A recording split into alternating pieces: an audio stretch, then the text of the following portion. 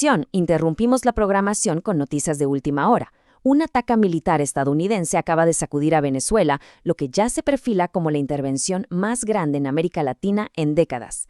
¿Qué está pasando realmente? Vamos a desglosar las claves de esta operación sin precedentes. Todo estalló antes del amanecer con este anuncio, vaya impactante, del propio presidente Trump en sus redes sociales. Así, sin más, confirmaba la captura del presidente Nicolás Maduro y de su esposa, y que ambos ya habían sido sacados del país en lo que parece haber sido una operación relámpago. La confirmación oficial llegó el sábado 3 de enero de 2026, y para ponerlo en perspectiva, estamos hablando de la mayor intervención de Estados Unidos en América Latina desde la invasión de Panamá allá por 1989. Esto, sin duda, cambia por completo el equilibrio de poder en la región.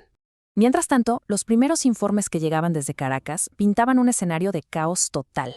Testigos y funcionarios venezolanos hablaban de explosiones e incendios en Fuerte Tiuna, que es, ni más ni menos, el corazón del poder militar del país. El objetivo, pues, parece haber sido clarísimo: descabezar el centro de mando del gobierno de Maduro desde el primer momento. Y claro, la pregunta inmediata es, ¿cómo se justifica una acción militar de esta magnitud?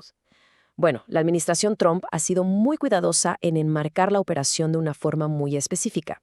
Ojo, según ellos, no se trata de una guerra, sino de una acción policial extraordinaria.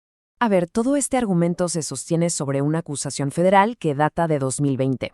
En ella, se acusa a Maduro de narcoterrorismo y corrupción.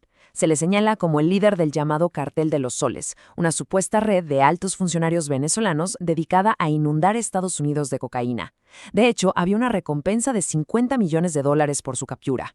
Así que, según esta versión oficial, la operación es simplemente el último paso de una larga campaña para llevarlo ante la justicia.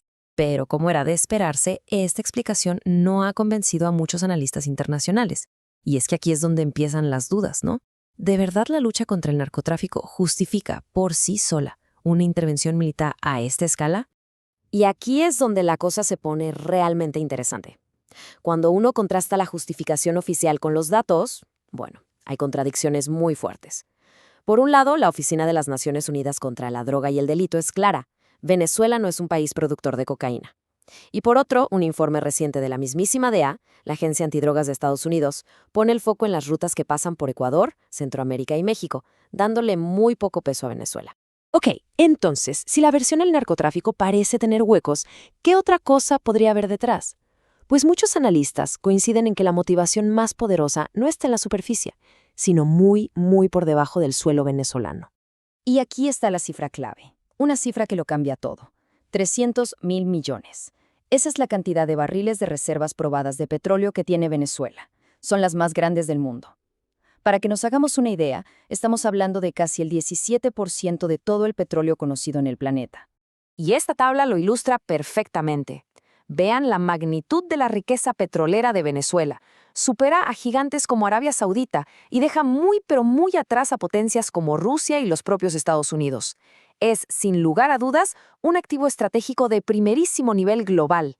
De hecho, el presidente Trump no ha sido nada sutil sobre su interés en el petróleo del país.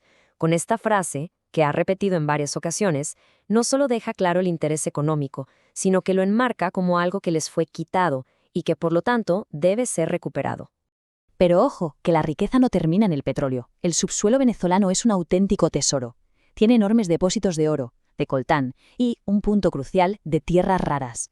Estos minerales son la base de toda nuestra tecnología, desde los celulares hasta los sistemas de defensa más avanzados. Un mercado estratégico que, por cierto, hoy por hoy domina casi por completo China. Pero esta historia tiene todavía más capas. La intervención en Venezuela es también una jugada clave en el gran tablero de ajedrez mundial. Es un choque de influencia y rivalidades entre las grandes superpotencias. Y para entender esta parte, hay que desempolvar un concepto clave en la política exterior estadounidense: la doctrina Monroe. La administración Trump ha sido muy explícita en su deseo de revivirla. Y en pocas palabras, lo que dice es que todo el hemisferio es una esfera de influencia de Estados Unidos y que no se tolerará la intervención de potencias extranjeras. Y justo ahí está el problema, desde la perspectiva de Washington. Bajo el gobierno de Maduro, Venezuela se convirtió en un puesto de avanzada para sus rivales. Las alianzas estratégicas con China, Rusia e Irán crearon una situación que Estados Unidos veía como una erosión inaceptable de su influencia en lo que considera su patio trasero. Y finalmente, para tener la película completa, no podemos ignorar el poderoso rol que jugó la política interna estadounidense, sobre todo en un estado clave, Florida. Porque muy a menudo la política exterior tiene profundas raíces domésticas. Miren estos números de las encuestas. El apoyo a las políticas de mano dura de Trump entre la influyente comunidad venezolano-americana de Florida es simplemente abrumador. Un 95% de los republicanos, un 60% de los independientes e incluso la mitad de los demócratas de este grupo apoyan sus políticas. Esto los convierte en un electorado clave. Y claro, una figura central en todo esto es el secretario de Estado, Marco Rubio. Siendo cubano-americano y de Florida, su influencia es una mezcla perfecta de preocupaciones de seguridad nacional con una estrategia electoral potentísima dirigida a un bloque de votantes que es fundamental para su partido en un estado que puede decidir elección. Y así llegamos al final, con una pregunta que queda flotando en el aire, una pregunta bastante inquietante.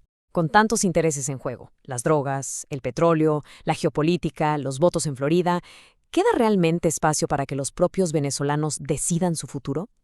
La respuesta a esa pregunta no solo definirá el destino de una nación, sino que podría redibujar el mapa del poder en todo el continente.